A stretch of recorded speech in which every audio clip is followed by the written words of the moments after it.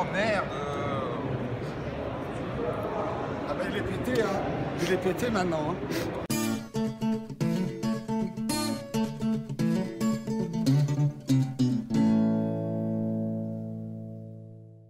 Ah oui. Ah merde, il était 1, nul. 2, 3. Bonjour, je suis Sébastien Roignan et je suis avec... Jérôme de la chaîne Nowtech. Si vous ne connaissez pas la chaîne Nowtech, je vous invite à y aller à la fin de cette vidéo, parce que du coup, vous pourrez voir dans cette vidéo s'il est cool ou pas. Je suis en fait beaucoup plus cool que dans mes vidéos en vrai. C'est pas faux, et puis il est beau. Non, J'ai voilà, pas on envie est de faire plus l'épisode, proche. j'ai On est pas envie plus de faire proche. l'épisode, viens. Et là, tu vas me dire, on est au 50 mm, il faut qu'on soit proche. Ça commence bien. Du coup, on est au Salon de la Photo 2017. Je sais pas, parce que j'ai sorti le vlog 2016 il y a 4 jours, donc bon. Ah, t'es Et, comme moi, t'es un peu lent aussi. Hein. Ouais, tout à fait. Mais moi, j'ai pas encore les cheveux blancs. Là... Normalement, si vous suivez F1.4, vous savez très bien que je ne suis pas quelqu'un de très technique, surtout pas orienté matos. Et à chaque fois, vous me demandez quelles sont les nouveautés au salon. J'ai bien vu quand j'ai fait le live, vous vouliez voir les nouveautés au salon de la photo, les nouveautés matos. Ce qui m'intéresse au salon de la photo, c'est de vous voir, c'est de voir les personnes, de voir les humains, de voir les gens. Et du coup, comme Jérôme qui a la chaîne Nowtech, et dans Nowtech, il y a quoi ? Il y a Tech, Il y a Now et il y a Tech, il y a surtout Tech, il y a Tech de maintenant. Quitte à faire une première collaboration, ça fait longtemps que je voulais faire une collaboration avec toi, parce que tu m'as cité plusieurs fois dans ta chaîne, et je t'en remercie beaucoup, ça m'a fait très plaisir. Tu es une référence pour moi. On va arrêter, parce que là, ils vont croire vraiment que tu me lâches les couilles, et, ce qui n'est pas encore le cas. Ce sera filmé s'il y a beaucoup de likes. Et du coup, moi, je vais te demander quelles sont les nouveautés au Salon de la Photo, qu'est-ce qui t'a inspiré au Salon de la Photo, mais je veux surtout que tu me dises ce que tu as aimé ici, ce que tu n'as pas aimé ici. Petite précision avant, parce que hier, on avait une discussion qui était importante. C'est vrai que j'aime le matos, je suis un gros geek matos, mais je suis tout à fait d'accord avec toi. Pour moi, le matos, c'est à peine 10% d'une photo. Un appareil, c'est un regroupement de possibilités, de contraintes. Et ce que la photo a de génial, c'est qu'on fait des photos avec les possibilités de son appareil, mais aussi avec ses contraintes. Mais tu vois, je trouve ça passionnant, par exemple, de se dire « Ah merde, j'ai qu'un 50 mm, eh ben ouais, je fais toutes mes vacances au 50 mm, tous mes paysages au 50 mm, parce que la contrainte fait naître la créativité. » Le truc, c'est que si je te laisse partir là-dessus, on en a pour l'après-midi. Voilà. Et j'ai envie que cet épisode dure pas très longtemps, mais on aura le temps d'en rediscuter. Alors pour parler des grandes tendances du matos, et je vais faire vite. On le sait, aujourd'hui, il y a un bras de fer hybride réflexe. La différence hybride réflexe, c'est que la visée finalement. On le voit chez Nikon. Nikon a sorti un produit très intéressant. Ils ont sorti un réflexe, mais qui s'inspire vachement des innovations des hybrides qu'on peut voir chez Panerai, tout ça. Donc, on va dire, sans gros mots, qu'il y a une fécondation du marché. Les réflexes commencent à prendre des technologies un peu plus modernes. Et les hybrides, et ça on peut le voir chez Sony, commencent à grossir, prendre des capteurs plein format, des choses comme ça. Donc finalement, le débat réflexe hybride, en fait, on s'en tape. L'important, c'est l'innovation. Et si je dois donner une autre grosse tendance cette année, c'est plutôt qu'on peut commencer à différencier les marques qui en ont à foutre de votre gueule et les marques qui en ont rien à foutre de votre gueule. Il y a des marques, elles sont dans leur tour d'ivoire, en haut de leur grande guérite, avec des stands qu'elles croient encore grands, mais petit à petit, on sent que ça se rétrécit, il y a moins d'animation, il n'y a plus de danseuses nues, voilà, on sent que le budget commence à être ratiboisé. Et puis, à côté, il y a d'autres marques qui sont vraiment à l'écoute des consommateurs, des photographes qui sont plus dans des challengers et qui vont essayer de faire progresser la photo, tant au niveau prix d'ailleurs, l'accessibilité des appareils, au niveau des performances, au niveau de... Voilà, on a moins ce snobisme de gens, il faut être ingénieur pour savoir utiliser notre appareil. Donc, c'est en ça que je différencierais les marques aujourd'hui. Et pour moi, les marques vertueuses, cette année en tout cas, que je trouve vertueuse. Panasonic, ça fait 2-3 ans que c'est hyper intéressant ce qu'ils font. Olympus aussi, c'est intéressant ce qu'ils font. Sony, c'est encore très cher, enfin c'est toujours très cher, mais c'est très intéressant ce qu'ils font. Nikon, il faut juste qu'ils se réveillent là, il faut qu'ils sortent un hybride très très vite. Et dans celle qui, pour moi, se fout de la gueule du monde aujourd'hui, c'est Canon, c'est évident. Leica aussi, parce qu'ils sont même pas là. Enfin, c'est un autre monde. Et toi, Sébastien, alors je sais que tu n'es pas du tout matos, mais tu as quand même vu des petites choses qui te titillent l'œil, peut-être. Qu'est-ce que tu as repéré d'intéressant ? On m'a mis dans les mains le A7R3, le Sony A7R3. Enfin, le matos, pour moi, c'est ce qu'on va faire avec. Et je vois les possibilités qu'il va me donner. On va aller chez Sony, justement, aller voir cet appareil. Donc j'ai vu ce A7R3, Alpha 7R3, que j'ai eu entre les mains et j'ai pu le tester un tout petit peu. Et en basse lumière et tout, il était vraiment top. Je suis monté en ISO à, je sais plus, 26 000 ou un truc, enfin, aux alentours, et très très propre. Donc, est-ce que tu peux m'en dire un petit peu plus de ce que moi j'ai pas vu? Alors en fait, je ne vais pas rentrer dans le détail des specs, à la limite, ça vous pouvez les trouver sur Internet, mais c'est typiquement l'exemple d'une marque qui écoute ses consommateurs. Je donnerai un exemple pour que vous compreniez comment évolue Sony. Il y avait la 7R2, qui était déjà très bien, mais deux énormes critiques, par exemple, qu'il y avait dessus, c'est les batteries. Les batteries, c'est une critique récurrente chez Sony. Ça dure 15 minutes en vidéo. Enfin, tu es obligé d'avoir une ceinture de Mexicain de batterie.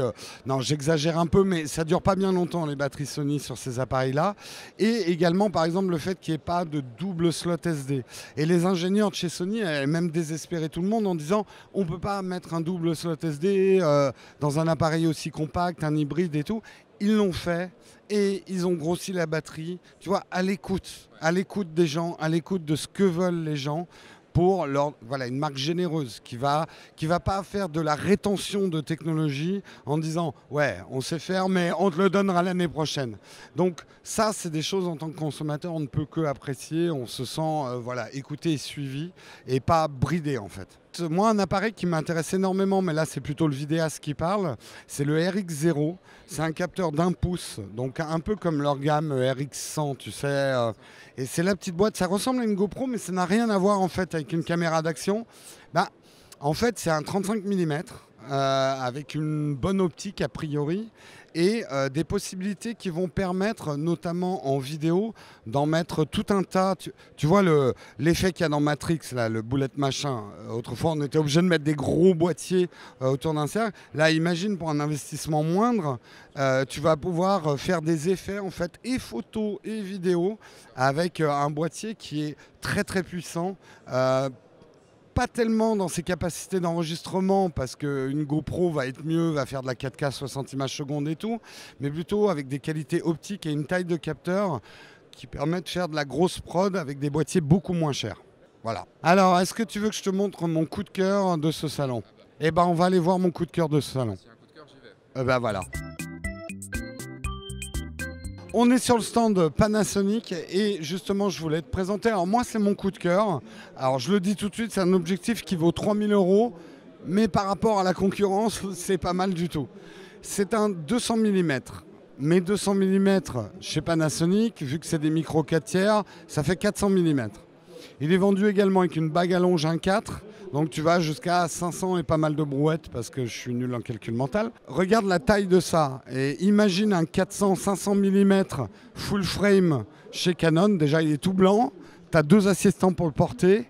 Là on est dans du 1 kg, 1,5 kg. Bon, c'est un peu lourd dans le bras au bout d'un moment, mais pour faire du sport, du safari, tu es beaucoup plus agile avec ce type de produit. Et pour moi, c'est pour ça que j'aime autant. Ça montre très bien qu'il n'y a pas que le full frame dans la vie. Et avoir un appareil agile dans certaines situations... Il y a le moyen format aussi. Il y a le moyen format. Alors imaginez un 500 mm au moyen format. Il vous faut le semi-remorque pour le trimballer. Donc voilà, photo sportive, photo animalière, mais même d'autres utilisations de très longues focales, matériel beaucoup plus abordable que du full frame, avec des résultats, c'est quand même un f2.8, donc très lumineux pour des longueurs focales comme ça. Donc moi, c'est vraiment mon coup de cœur. Bon, après, vous n'êtes pas sans savoir parce que j'en ai un là. J'aime beaucoup Panasonic, j'aime beaucoup ce qu'ils font. Ce que j'aime, c'est la démocratisation de technologies qui étaient avant réservées à des tickets d'entrée à 10 000 €. On peut les avoir pratiquement pour un zéro de moins. Tu veux le tester ? Du coup, maintenant, on fait croire que je vais le tester là maintenant pour que tu montes la stabilisation de ouf, alors que tu me l'as fait tester juste avant, c'est ça? Il y a une merveille qui s'appelle le montage et qui permet de faire croire qu'on fait des choses. Alors, attends, je connais pas encore, c'est leur nouveau. Hein, Non, faut tac-tac. Oui. Après, les modèles de salon sont tellement malmenés. Bon, alors sinon, tu peux tout bouger à l'écran. Hein. Alors attends, faut juste que... Putain, je suis paumé, c'est le nouveau menu. Parce que là, en fait, il y a un truc... Alors, j'essaie de désactiver. Bon, attends, on va sortir du menu. Normalement... Ah, attends, si. Normalement, celle-là, tu devrais avoir l'ouverture. Mais à mon avis, elle est pétée, ils l'ont pétée. Ah, attends, je suis con. L'ouverture, elle est là. Elle est là, elle est là. Ah, brûlé de ouf. Là, je suis à main levée, à 400 mm, à juste une main. Donc je commence à trembler un peu parce qu'il est quand même un peu lourd. L'objectif est un peu lourd, mais attends. Là, j'ai les deux mains. Et vous voyez, je bouge quasiment pas. Donc il y a une très très bonne stabilité. En effet, pour filmer, c'est génial. 400 mm. Hein. Alors, je te raconte quand même une anecdote sur la double stabilisation. Quand j'ai eu le GH5, j'ai fait une vidéo qui s'appelle Une nuit à Paris avec le GH5, où j'ai voulu montrer ce que donnait le micro 4 tiers. J'ai fait une photo main levée, 1 seconde de pause de la Tour Eiffel dans le noir complet. Je l'ai mis sur Instagram, elle est toujours sur mon Instagram. Personne n'a voulu croire que je n'avais pas un trépied. Non, je n'avais pas de trépied. Et ça, c'est un des gros avantages quand même de la double stabilisation, capteur plus objectif qui sont synchronisés. C'est que tu n'as plus besoin de trépied pour faire de la pose longue, quoi. Quand même, je suis assez net pour 1 seconde. 1 seconde sur un 200 mm. Hein. En ouverture, j'étais à F22. D'ailleurs, je voulais t'en parler. J'ai envie de lancer une émission qui va s'appeler F22, Marre du bokeh. Ça te pose pas de problème? Si juste tu pouvais faire une autre blague ou alors me redire que tu vas faire F1.2 ou F1. Par contre, est-ce que tu penses que moi je peux faire Tomorrow Tech? Yesterday Tech.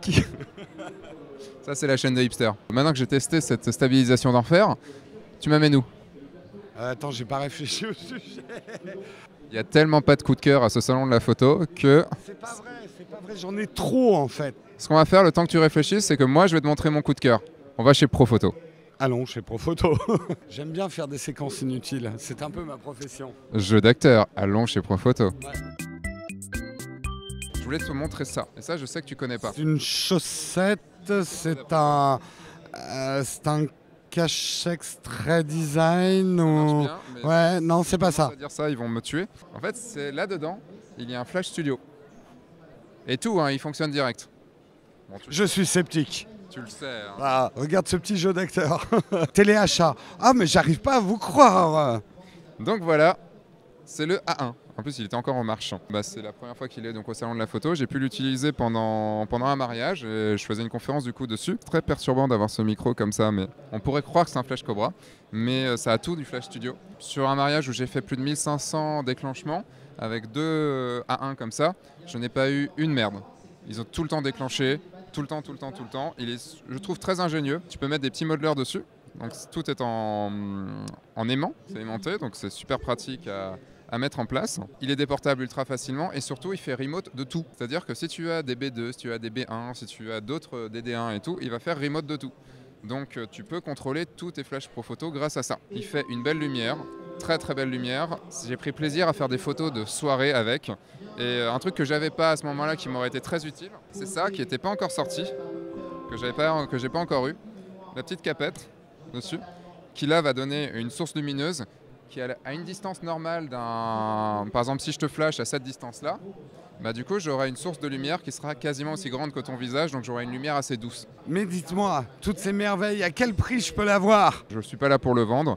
Moi, perso, je les ai achetés parce que j'ai été convaincu. Mais là, ça fait un peu trop téléachat quand même, non? Oui, mais on peut dire aussi que c'est un formidable stick déodorant. Chez Profoto, ils vont être très très contents de ta vidéo. Ils vont plus me reprendre après. Déjà, Canon ne va plus jamais nous contacter. Maintenant, Profoto, avec qui on va se fâcher ensuite? Avec qui on va se fâcher ensuite? Eh ben, on va aller voir ça tout de suite. Donc du coup, nous nous retrouvons maintenant chez DxO pour le DxO One. Ouais, alors DxO, on la connaît pour le DxO Mark, hein, la grande marque. J'aime bien parce que en fait, tu fais la grande marque. Et en fait, je crois à chaque fois que c'est juste pour dire une connerie, mais en fait, non. Non, en fait, DxO, on les connaît pour leur score d'optique. C'est ça que je voulais dire par marque, c'est DxO Mark.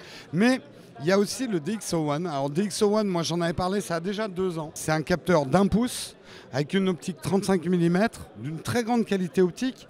Mais quand il est sorti, c'est un petit peu le reproche qu'on faisait au produit, c'est qu'il fallait son smartphone, vous voyez là, la prise sort, pour l'utiliser.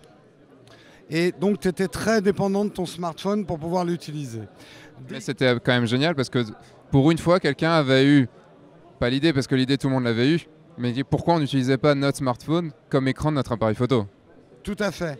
Mais ils sont quand même allés plus loin et c'est pour ça que depuis les mises à jour, je dis que c'est le meilleur compact expert qu'on puisse avoir parce qu'ils ont mis un petit écran de visée noir et blanc. Alors la visée est très primitive mais c'est largement suffisant pour faire ta composition et ton cadre. Et au moins tu n'es pas gêné par d'autres choses et tu retrouves ce plaisir de découvrir ta photo un peu plus tard que la prise de vue. Tu vois, tu n'es pas là à regarder ton écran dès que tu as déclenché. Donc, ça a un côté, moi je conseille vraiment de le prendre en vacances. Surtout que maintenant, ils ont sorti plein de nouveaux accessoires, des caissons étanches, des filtres ND, des batteries supplémentaires. Tu peux même la brancher sur secteur pour faire des timelapses de 3 mois. Si tu veux faire 3 mois de timelapse, par exemple, ça peut être un produit super intéressant. Avec une grande qualité optique et un super capteur. C'est vraiment un produit à redécouvrir, je trouve. Et DxO bosse super bien. Et pour ajouter une dernière chose, c'est que je trouve ça super rafraîchissant, une boîte française qui innove dans qu'est-ce qu'une caméra. Finalement, depuis les boîtes où on levait le machin, les boîtiers réflexes, la forme d'une caméra n'évolue pas beaucoup. La dernière évolution, c'est peut-être ça, d'une caméra. Et ça, c'est vraiment quelque chose de nouveau. Il y a des compromis, des possibilités, des contraintes, mais justement, ça en fait un produit extrêmement intéressant et différent. Je l'ai eu un petit peu entre les mains il y a quelques mois. J'ai fait une photo avec en lumière naturelle et j'ai été bluffé parce que la qualité était vraiment exceptionnelle. La qualité du bokeh, on parlait du bokeh tout à l'heure, mais la qualité du bokeh était top. Je vois toutes les petites nouveautés. Moi, un de mes gros problèmes, c'était la batterie qui se vidait très très vite. Exactement. Et du coup, je vois qu'on peut mettre une autre batterie, donc c'est plutôt cool. Plus de batterie. Si tu achètes le pack batterie, il y en a 2 qui sont livrés. Il y a le pack batterie. Si tu veux être pas drôle et légèrement vieillissant, t'achètes le pack batterie. Et sinon, si tu veux que ton DxO dure plus longtemps, le pack batterie, t'en as 2. Et t'as aussi un truc pour connecter directement, par exemple, sur une power bank. Bim, et là, toute une journée, tu fais des trucs. Pourquoi pas l'utiliser comme caméra de vlog? C'est quand même tout petit, quoi. Et je me demandais au niveau du son, parce que je trouvais que le son, par contre, il n'était pas monstrueux, quoi. Ouais, alors moi je ne conseillerais pas comme caméra de vlog pour 2 raisons. Effectivement, il n'y a pas de prise micro. On peut espérer ça dans une V2. Et que en plus, si tu as encore une prise jack sur ton smartphone, elle va souvent être bloquée. Par cet appareil qui se branche soit en Lightning, soit parce que maintenant il est sorti sur Android en USB-C. Il n'y a plus besoin d'avoir un iPhone pour pouvoir l'utiliser. Exactement, alors tu fais les précommandes de la version Android. Et la deuxième chose pour laquelle je ne conseille pas, c'est que mine de rien, 35 mm, il faut quand même être assez loin pour cadrer et la stabilisation vidéo, elle n'est pas là. Il n'y a pas de stabilisation. On peut espérer ça pour une V2. Je crois qu'ils ont aussi compris qu'ils avaient un vrai potentiel. Mais c'est vraiment quelque chose que je conseille pour la photo et la vidéo posée. Pour faire des timelapses de très grande qualité avec autre chose que son smartphone, du portrait, des choses comme ça, c'est vraiment ça que je conseille. Ça me donne une idée. On en a parlé un tout petit peu. C'est toi qui m'as donné l'idée, mais du coup là j'ai l'idée de t'en parler maintenant. C'est que le petit écran qu'il y a derrière, ça fait un peu d'argentique vu qu'en fait on voit pas trop ce qu'on prend en photo et on le découvre plus tard. Et je me disais, est-ce que ça te tenterait pas qu'on se fasse un défi un jour sur Paris ou autre, ou tu viens sur Lyon, et on se fait une journée de shooting. On se balade, on fait des photos. Et on voit après ce qu'on fait. Moi je veux bien, mais je suis absolument pas photographe professionnel. Je pars quand même avec une main dans le dos, une jambe coupée là. Ça me va. Ok, mais je prends la jolie mannequin. Moi je prends celle toute nue. Ah merde, là tu gagneras toujours. Non, on se photographie tous les deux tout nus. J'ai besoin d'un grand angle 35 mm. T'as tant grossi que ça? Enfoiré. Bon, du coup, on se voit une petite dernière chose. Est-ce qu'on passe vite fait? Dernier coup de cœur pour toi. C'est pas forcément un coup de cœur, c'est juste une découverte et j'ai envie d'aller voir. C'est chez DJI. Je me suis mis au drone il n'y a pas longtemps et j'ai juste envie d'aller voir ce que c'est. Eh bien, allons-y. Volons là-bas. Tu fais très bien le drone. On est ridicule. Du coup, on est devant DJI, devant le stand où il y a tous les produits DJI. Et je voulais juste en parler. J'y connais pas grand-chose encore. Je suis passé vite fait par le Spark et pour arriver très vite au Mavic Pro. Et voilà, c'était une révolution, on va dire, dans ma façon de faire des photos. Je les ai montrées chez Normal Magazine, mes photos d'Islande. Et voilà, c'est un plaisir monstrueux. On change complètement notre façon de shooter. Puisqu'en fait, au lieu d'avoir une amplitude de 0 à 2 mètres sur tout de sol, nous, on a une amplitude de 0 à 4 km sur tout ce qu'on veut dans n'importe quelle direction. Bah, on dit souvent en photo que pour progresser, changez de perspective, mettez-vous au sol, cherchez des angles. Avec un drone, tu multiplies tes possibilités créatives, quoi. J'y ai pris beaucoup de plaisir, c'est comme dans un jeu vidéo en fait. Et là, toi, tu es en train de me dire que le drone prend une place extrêmement importante dans le milieu de la photo. Là, on a les chiffres hein, ici. C'est vrai qu'en 2 ans, les drones sont passés dans le marché global de la photo de 4% de part de marché à 20% de part de marché en France. Donc ça veut dire que les Français sont friands de drones. La question qui se pose, c'est où est-ce qu'ils les font voler? J'aimerais bien savoir, mais bon. En Corrèze. En Corrèze, la Corrèze, terre de drones. Je viens de prendre le petit Osmo Mobile que tu avais l'année dernière et qu'on a vu dans le vlog de l'année dernière. C'est lui, là, le monsieur qui avait le DJI Osmo Mobile et qui partait en couille à ce moment-là, on peut dire. J'avais un peu du mal au début. Et là, je nous filme en même temps. Et là, c'est vrai que il y a une stabilisation et j'ai fait tout le vlog de cette année avec. Et ça marche très très bien. Alors maintenant, on va le dire, hein, il y a aussi d'autres compétiteurs, il y a des prix plus doux qu'Osmo et ça marche très bien aussi. Mais l'Osmo a des fonctionnalités logicielles pour faire des timelapses motorisés, des choses comme ça. Et là, c'est pareil, ça va étendre les possibilités photo, vidéo de ton smartphone avec un truc léger que tu peux embarquer dans ta main. La stabilisation, il n'y a même pas 3 ans, 4 ans, c'était des gros machins. C'est toujours des gros machins si tu veux mettre une grosse machine dessus, mais tu obtiens des plans qui sont largement exploitables dans n'importe quelle vidéo. Ah oui, j'avais pris un Steadicam que j'avais jamais réussi à configurer parce que c'est un Steadicam mécanique et il faut le balancer à chaque fois qu'on change d'optique, c'est mort. Et du coup là, j'ai acheté aussi le petit crane pour réflexe. C'est beaucoup plus compliqué parce que c'est beaucoup plus lourd, mais c'est vraiment pour des tournages. Mais ça fonctionne très très bien aussi, oui, quoi. Et la stabilisation est vraiment forte, quoi. La stabilisation, c'est sûr que là, on est complètement dans le domaine de la vidéo. En photo, on va dire la différence entre une photo pro et pas pro, ça va souvent être une question d'optique. La vidéo, la stabilisation de ta vidéo en mouvement, c'est le rendu pro, vraiment. On le sait jamais, mais regardez des vidéos sur YouTube quand ça bouge dans tous les sens. Vraiment ça fait pas pro. Une vidéo qui bouge bien, c'est beaucoup plus important que ta profondeur de champ ou quoi que ce soit en vidéo. C'est comme le son. Non mais le son c'est au-dessus de tout. Moi dans l'ordre d'investissement j'ai envie de dire acheter un micro, acheter de la lumière, ça c'est pareil que la photo. Ensuite acheter de quoi stabiliser ou de quoi faire bouger votre caméra parce que c'est le mouvement en caméra qui rend les choses magiques.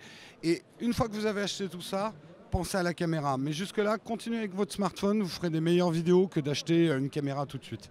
Et juste pour regarder, donc là, on se filme, on filme de l'autre côté et je vais bouger. Et même si nous, on bouge, là, ça fait beaucoup de mouvements. Ça fait beaucoup, mais regardez comme quand même je secoue tout et vous verrez le résultat, ça bouge un petit peu parce que c'est logique, ça doit bouger, mais ça bouge pas beaucoup. Je le sais, je l'ai essayé.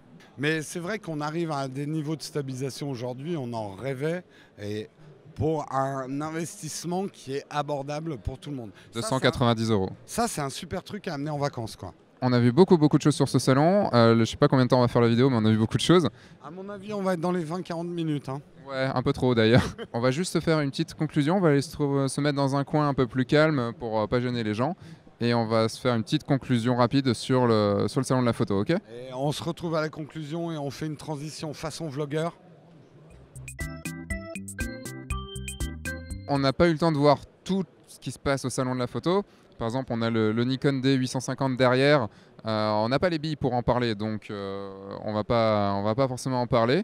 Il y a des choses à voir, mais il a fallu faire une sélection et pour que la vidéo dure pas non plus 40 milliards de temps, et ben on a choisi juste nos coups de cœur. Pour une dernière chose, je voulais te demander un petit peu ce que tu pensais de ce salon, de cette édition 2017. Comment tu l'as ressenti au niveau de l'ambiance, au niveau de la population? Est-ce que c'était peuplé ou pas? Enfin voilà, comment tu le ressens? C'est génial parce que quand on aime un petit peu le matos, on peut parler entre geeks et geeker à mort.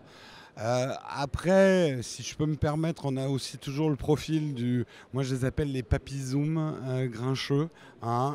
Ils ont généralement des longueurs focales énormes, une veste de chasse, et ils sont très désagréables. Alors, il y a des papizooms super gentils. Mais il y en a qui sont hyper désagréables et qui sont vraiment pénibles. Et c'est marrant, ils sont là chaque année, quoi. Donc, si Sébastien devient comme ça dans quelques années, hein, dites-le lui. Hein, c'est une question de... Je serai tonton Papizoom. Ce que j'aime beaucoup, moi, au salon de la photo, c'est qu'on peut vraiment mettre les mains sur les produits. Alors, c'est vrai que c'est pas un salon qui annonce beaucoup de nouveautés en termes de matos, mais voilà, on peut mettre les mains sur les produits et on peut essayer. La plupart, on peut amener sa carte SD, tester des objectifs. Tu peux amener ta carte bleue et de la mettre dans le slot SD, ça fait toujours beaucoup rire. Notamment les objectifs, c'est un bon endroit pour venir tester les objectifs et voir un petit peu ce que tu veux. Tester des objectifs, oui, mais on le teste dans un endroit où on a, c'est pas, enfin, il y avait Zeiss qui me proposait de tester un objectif. Je leur ai dit, il faut me le prêter parce que moi, le tester ici, je m'en fous en fait. On peut voir ce qu'il fait, on peut appréhender le truc, mais j'ai besoin de le voir en conditions réelles.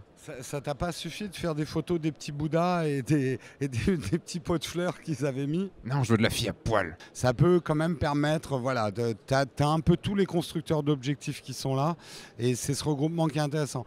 Après, moi, j'ai toujours vu le salon de la photo par son côté très consumériste et matos, parce là, on est à l'étage matos. Je connais moins l'autre salon de la photo que toi, tu connais mieux. Et quelle était l'ambiance cette année de cette partie-là du salon de la photo?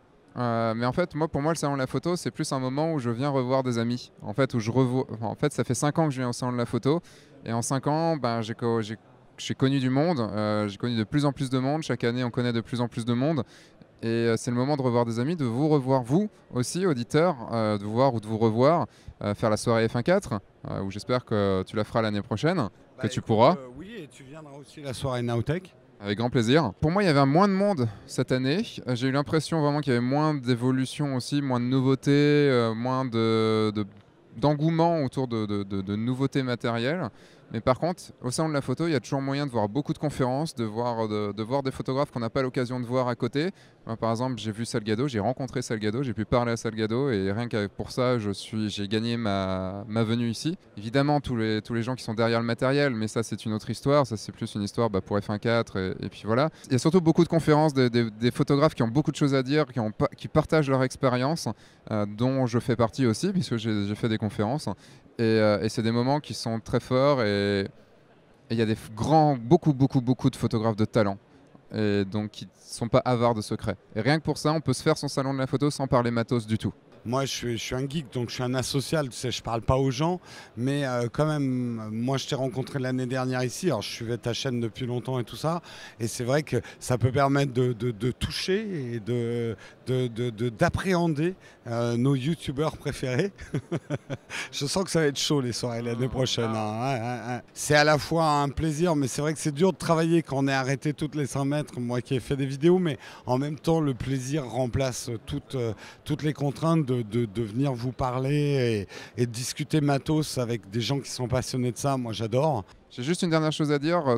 On n'a pas vu toute la partie logicielle, on n'a pas vu toute la partie des autres prestataires. En prestataire, moi, que je connais, il y avait Lumis, il y avait ProDB aussi qui était là. Vous avez pu voir quelques booths sur des vidéos, merci. Il y a plein de petits prestataires qui sont là, de petites boîtes, comme nous, hein, des petites boîtes.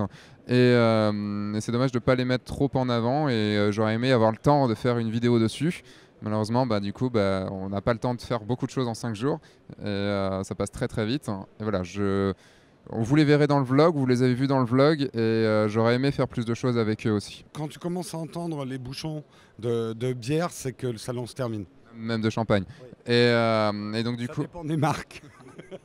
Merci, je voulais te remercier Jérôme d'avoir de t'être prêté au jeu parce qu'on a passé l'après-midi à le faire. C'est une première collaboration et je suis très content qu'on l'ait fait, qu'on ait eu le temps de le faire parce que c'est pas évident non. Il va y en avoir d'autres, hein. Tu m'as déjà lancé un défi avec le DxO, donc rendez-vous là-dessus. J'aime beaucoup ta chaîne et même si tu mets... Un peu moins la tienne, mais j'aime bien la couleur de ton t-shirt donc je suis venu. Au moins il y en a un qui aime bien la couleur de mon t-shirt. Juste, est-ce que tu peux dire où on peut se retrouver, même si je vais mettre les liens de ta chaîne? Bah, vous pouvez me retrouver donc sur la chaîne principale qui est Nowtech. Et si vous vous intéressez à la tech en général, on fait un live tous les matins sur la chaîne Nowtech Live de 8 à 9 heures. Donc c'est pour les leftos, on va dire. C'est une revue de presse de la tech, donc ça peut vous intéresser. Donc je suis désolé, je ne la regarde quasiment jamais parce que c'est trop tôt pour moi, mais en tout cas tous les jours vous pouvez avoir des news quoi. Donc c'est ça qui est absolument taré. Et voir ma gueule tous les jours, c'est bonus. Merci beaucoup d'avoir suivi cet épisode. J'espère que ça vous aura donné pas mal de news et j'espère que ça vous aura montré les news de ce salon de la photo si vous n'avez pas pu venir. Je vous dis maintenant à dimanche prochain. Entre-temps, sortez, faites des photos et amusez-vous. Et toi, est-ce que tu as quelque chose à dire? Shootez bien. Merci.